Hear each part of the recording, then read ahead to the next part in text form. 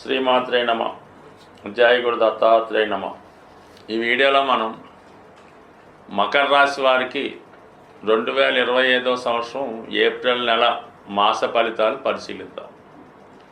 మరి ఈ రాశి వారికి ఇంచుమించుగా ఈ నెల నుంచి కొత్త జీవితం ప్రారంభమైనట్టే. అన్ని గ్రహాలు ఇంచుమించుగా శుభస్థానాల్లో ఉండగా ఈ రాశి వారికి ఈ నెల ప్రారంభమైంది. ముఖ్యంగా శని భగవానుడు తృతీయ స్థాన సంచారం, అంటే జీవితంలో మళ్ళా వీళ్ళకి సుమారు 27.5 సంవత్సరాల తర్వాత ఈ శని భగవానుడు అనుకూలమైన స్థానంలోకి రావడం జరిగింది. సో దాంతోపాటు రావటమే అక్కడ ఉన్నటువంటి 4 గ్రహాలతో కలియడం జరిగింది. అంటే ముఖ్యంగా శని రాహుతో కలియడం వల్ల ఎవరైతే సాఫ్ట్వేర్ రంగంలో కానీ మీడియా, సినిమా, టీవీ రంగంలో ప్రవేశిద్దాం అనుకున్నారో వారికి కొత్త అవకాశాలు రావడం జరుగుతుంది. ఆల్రెడీ మీరు ఆ రంగంలో ఉంటే ఇంకా మీ యొక్క అభివృద్ధి, కొత్త అవకాశాలు రావడం జరుగుతూ ఉంటుంది. అలాగే మీ యొక్క టాలెంటు, ఆదాయం కూడా పెరుగుతుంది. ఇక ఈ శని భగవానుడు శుక్రగ్రహంతో కలిగడం వల్ల, శుక్రుడు ఈ రాశి వారికి యోగకారకుడు అవడం వల్ల ఎస్పెషల్లీ ఈ రాశిలో ఉన్నటువంటి స్త్రీలకి నూతన ఉద్యోగ అవకాశాలు లభిస్తాయి. వీళ్ళు ఏ రంగంలో ఉన్నా, అటు సినిమా రంగంలో ఉన్నా, మీడియాలో ఉన్నా, సినిమా ఫీల్డ్లో ఉన్నా, రాజకీయ రంగంలో ఉన్నా వారికి ఏదో ఒక నామినేటెడ్ పోస్టో, అధికార పదవో లభించే అవకాశం ఉంది. మొత్తం మీద వారు వెలుగులోకి వస్తారు, చాలా అభిమానులు పెరుగుతారు, ఎక్కడికి వెళ్ళినా మంచి హోదా పెరుగుతుంది. అలాగే మిగతా విషయాల్లో కూడా మొత్తం మీద ఇది స్త్రీలకు బాగా అదృష్టం కలిసి వస్తుంది. స్వభావసిద్ధంగా మీకు మగవారికి ఏంటంటే మీ కుటుంబంలో స్త్రీకి, భార్యకో, కుమార్తెకో, కోడలకో, మదర్కో గొప్ప పదవి రావడం జరుగుతుంది. దాంతోపాటు అంటే ఇక్కడ మీ కుటుంబ హోదా పెరుగుతుంది, ఆర్థిక పరిస్థితి కూడా బాగుంటుంది. అలాగే జీవన విధానంలో మార్పు రావడం జరుగుతుంటుంది. అంటే అప్పటిదాకా ఏదో ఆర్డినరీ వెహికల్స్తో ప్రయాణం చేస్తున్న మీరు ఒక ఖరీదైనటువంటి వాహనాల్లో ప్రయాణం చేయడం, సర్కిల్ కూడా మారుతుంది, ఫ్రెండ్ సర్కిల్ కూడా మారుతుంది. ఇక దాని తర్వాత ఇంకా ఇంపార్టెంట్గా రవి బుధ కలయిక. ఒక విధంగా అష్టమాధిపతి అయినప్పటికీ కూడా రవి తృతీయ స్థాన సంచారంలో మీకు శత్రువులు మిత్రులుగా మారుతారు. గతంలో మిమ్మల్ని ఇబ్బంది పెట్టిన వాళ్ళు, అసహించుకున్న వాళ్ళే తిరిగి మీ యొక్క స్నేహాన్ని కోరుతారు, మీ అభివృద్ధికి సహకరిస్తారు. అంటే దూరమైనటువంటి బంధుమిత్రులు, అధికారులు తిరిగి కలుసుకుంటారు. వాళ్ళు కూడా మీ గ్రూపులో చేరి మీ యొక్క అభివృద్ధికి సహకరిస్తారు. ఇది విద్యార్థులకి చాలా గొప్ప అవకాశాలను తీసుకురావడం జరుగుతూ ఉంటుంది. ఇక్కడ ఈ శుక్ర, బుధ, రవిగ్రహాల కలయిక తృతీయ స్థానమే ఏదన్నా స్టార్టింగ్, మనసులో ఒక ఆలోచన, దాన్ని విజయం వైపు పరిగెత్తించడానికి, దాన్ని పదే పదే ప్రయత్నం చేయడానికి 3వ స్థానం కారణమవుతుంటుంది. అందువల్ల విద్యార్థులు ఏదైనా పోటీ పరీక్షలో, ఉన్నత విద్యలో, అంటే ఏదన్నా మెడికల్ ఎంట్రన్సో, ఐఐటి ఎంట్రన్స్లో కోరుకొని ఉంటే వారికి ఒక మంచి అవకాశాలు ఈ సమయంలో రావడం జరుగుతూ ఉంటుంది. సో ఇక మిగతా గ్రహాలు ఉన్నప్పుడు గురుగ్రహం ఒక విధంగా గురువు ఈ రాశి వారికి చాలా అనుకూలంగా రావడం జరిగింది. అంటే పంచమ స్థానం అన్నది పూర్వపుణ్య స్థానం కాబట్టి గత జన్మలో చేసినటువంటి పుణ్య ఫలితాలు మీకు మీ సంతానం రూపంలో రావచ్చు, లేదంటే మీకు ఉన్నటువంటి హాబీసు, ప్రయత్నాల ద్వారా రావచ్చు. అలాగే పంచమంలో ఉన్నటువంటి గురువు మంచి ఆలోచనలు ఇస్తూ ఉంటాడు. భాగ్య దృష్టితో రాశిని వీక్షించడం వల్ల మిమ్మల్ని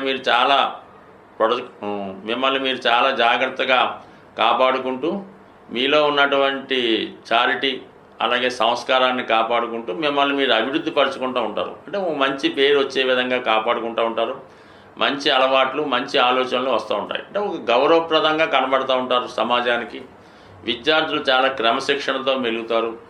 ఇవన్నీ కూడా గురుబలం జాతకుడికి ఉండడం, అంటే పూర్వపుణ్యం జనరేట్ అవ్వడం, శని భగవానుడు మంచి స్థానంలోకి రావడం, ముఖ్యంగా కుజుడు సప్తమ స్థానంలోకి రావడం వల్ల జాతకుడిని క్రమశిక్షణతో పెడుతుంది. చిన్న చితగా మీకు ఇబ్బంది పెట్టేవారు కానీ, మీ పార్ట్నర్స్ కానీ ఎవరైనా ఇబ్బంది పెడుతుంటే వారి జీవితంలో పక్కకు తప్పుకొని మీరు మళ్ళా కొత్త జీవితం ప్రవేశించగా కొత్త పరిచయాలు, కొత్త సంబంధాలు ఏర్పడే అవకాశం ఉన్నది. బట్ ఏదైనా ఈ మకర రాశి వారికి ఒక కొత్త లైఫ్ ప్రారంభం జరిగింది. అది ఏ దశలో ఉన్నా, ఏ ఏజ్లో ఉన్నా వారి వారి స్థాయిని బట్టి కొత్తగా మీ లైఫ్ ఇక్కడ నుంచి ప్రారంభమై చాలా కాలం పాటు ఇది అభివృద్ధికరంగా సాగే అవకాశం ఉంది. జీవితంలో ఓడిపోయినవన్నీ తిరిగి సంపాదించుకునే విధంగా ఈ నెల నుంచి మీ ప్రయత్నాలు ప్రారంభమవుతాయి.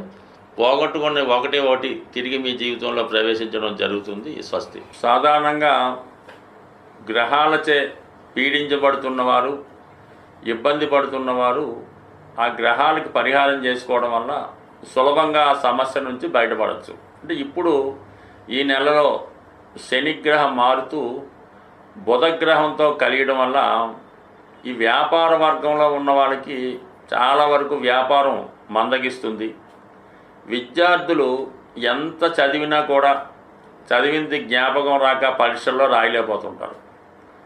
అలాగే చాలా వరకు సరైన నిర్ణయాలు తీసుకోలేకపోవడం వల్ల చాలా వ్యవహారాల్లో నష్టపోవడం జరుగుతూ ఉంటుంది. ఆ కారణం వల్ల బుధుని యొక్క అనుగ్రహం కోసం చాలా సులభం మాట. బుధుడు తొందరగా అనుగ్రహించే గ్రహం ఇది. విద్యార్థులు లాంటి వాళ్ళు వినాయకుడిని బుధవారం రోజు గరికతో అర్చించి వినాయకుడు సంబంధించినటువంటి 12 నామాలు, 108 నామాలు, సంకటనాశన గణేశ స్తోత్రం చదువుకుంటే సింపుల్గా అయిపోతుంది. మరి పరీక్షకాలు వెళ్ళేటప్పుడు అయితే ఏం చేస్తారంటే, మీరు వినాయకుడికి గరికతో పూజిస్తారు కదా, అది ఇంట్లో అయినా దేవాలయంలో అయినా ఆ గరికను కొద్దిగా మీ హాల్ టికెట్లోనో మీ పాకెట్లోనో పెట్టుకుంటే చాలా వరకు విజయం లభిస్తుంది.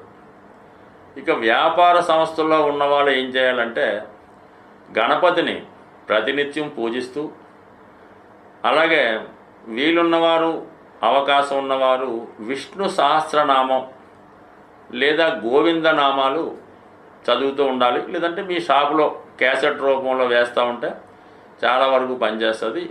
మీరు అటు వ్యాపారస్తులు, ఆర్థిక సమస్యలతో ఉన్నవాళ్ళు బుధవారం రోజు విఘ్నేశ్వరుడి ఆలయంలో అటుకులు ఉంటాయి కదా, కొద్ది గట్టి అటుకులు లాంటివి 1 కిలో తీసుకోవడం, బెల్లం గుండగా చేసి 1 కిలో అందులో కలిపి మరి పిల్లలు పంచిపెట్టే ప్రసాదంలాగా వినాయకుడికి నైవేద్యంగా పెట్టి వచ్చిన భక్తులకి పంచిపెట్టడం వల్ల కేవలం మీరు ఒక 3 వారాలు చేసి చూడండి, అద్భుతంగా మీకు ఉన్నటువంటి మొత్తం సమస్యలు ఆర్థిక పరమైనవి పరిష్కారం అవ్వడం జరుగుతూ ఉంటుంది. సో ఇది ఈ విధంగా ఈ బుధగ్రహ అనుగ్రహం కోసం ఈ విధంగా చేయొచ్చు. కామన్గా బుధ అనుగ్రహం ఉంటే విష్ణుమూర్తి, లక్ష్మీ అనుగ్రహం కూడా లభిస్తూ ఉంటుంది.